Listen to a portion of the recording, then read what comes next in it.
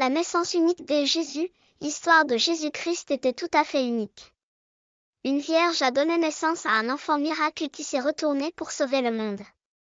L'Écriture sainte présentait. Or, la naissance de Jésus-Christ a été la suivante. Après que sa mère Marie fut fiancée à Joseph, avant qu'ils ne s'unissent, elle fut trouvée enceinte du Saint-Esprit. Puis Joseph, son mari, étant un homme juste, et ne voulant pas en faire un exemple public, a eu l'intention de la mettre à l'écart en secret.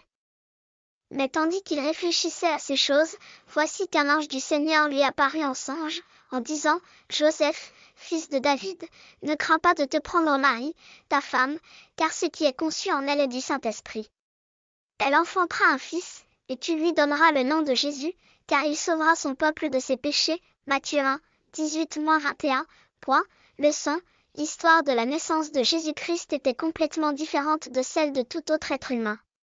Sa mère Marie ne l'a pas conçu par relation avec un homme quelconque. Elle a été visitée par le Saint-Esprit pour concevoir Jésus. L'enfant miracle a grandi en grâce, en force et en puissance pour accomplir sa destinée, qui était de sauver le monde.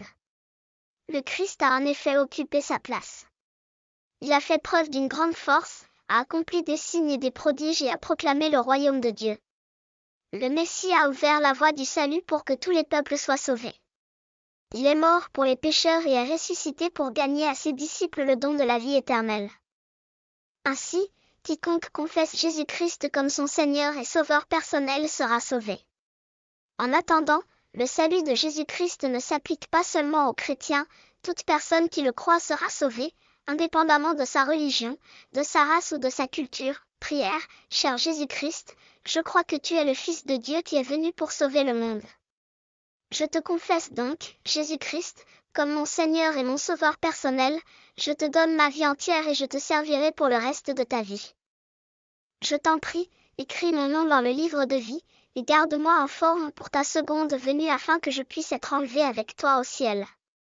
Car c'est au nom de Jésus-Christ que je fais mes demandes. Je vous en prie.